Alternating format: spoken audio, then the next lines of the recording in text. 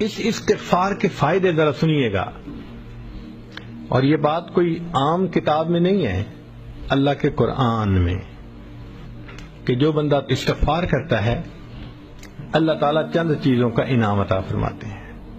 حضرت حسن رضی اللہ تعالیٰ عنہ ایک مرتبہ تشریف فرما تھے، ایک بندہ آیا، کہتے حضرت بڑا گنہگار ہوں، کوئی عمل بتا دیں گناہ معاف ہو جائیں۔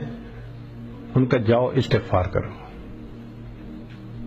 ایک بندہ آیا، حضرت بڑے دنوں سے بارش رکی ہوئی ہے، ہوئی نہیں، کوئی عمل بتائیں کہ اللہ بارش عطا کر دیں۔ فرمایا کہ استغفار کرو۔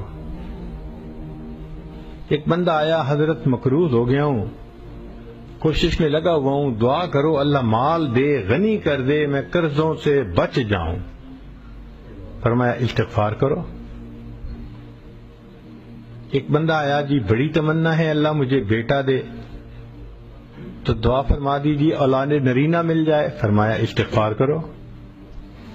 ایک بندہ آیا، جی میرا باغ ہے، دعا کریں پھل بہت دے تاکہ ریٹرن زیادہ ہو۔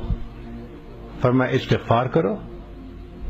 پھر ایک بندہ آیا، اس نے کہا جی کہ میرے گھر میں پانی کا چشمہ آ جائے نا تو کیا بات۔ فرمایا استغفار کرو۔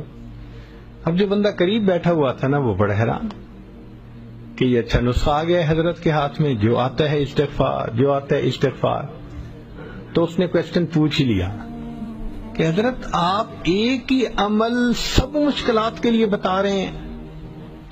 تو سیدنا حسن رضی اللہ تعالیٰ عنہ نے قرآن مجید کی آیت پڑھی کہ اللہ تعالیٰ قرآن مجید میں فرماتے ہیں فَقُلْتُ اسْتَغْفِرُوا رَبَّكُمْ إِنَّهُ كَانَ غَفَّارًا، تو گناہ معاف ہوتے ہیں استغفار کرنے سے۔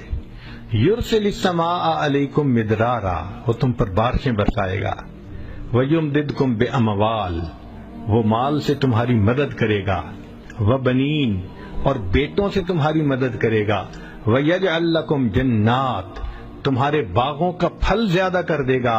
ویجعل لکم انہارا، اللہ پانی کے چشمے جاری فرما دے۔ ایک آیت مبارکہ میں استغفار کے اتنے فائدے ہیں۔ آج مجھے بتائیں جتنے لوگ پریشان ہوتے ہیں، عورت پریشان اولاد نرینہ نہیں ہے، مرد پریشان بچے ہی نہیں ہوتے، مرد پریشان کہ جی قرضے سر پہ چڑھ گئے، کوئی پریشان گناہ بہت ہو گئے، کوئی چاہتا ہے کہ اللہ تعالیٰ میرے کاروبار میں برکت دے دے، تو بھئی جیسے باغ کا پھل بڑھ جاتا ہے تو یہ کاروبار بھی تو باغ کی مانند ہے۔ استغفار کا ایک عمل ہم اگر پابندی سے کرنے لگ جائیں ہمارے سارے مسئلے اسی سے حل ہو جائیں۔ کسی عملیات والے کے پاس جانے کی ضرورت نہیں ہے، نہ حساب کروانے کی ضرورت ہے، نہ کسی سے کچھ لکھنا لکھوانے کی ضرورت ہے۔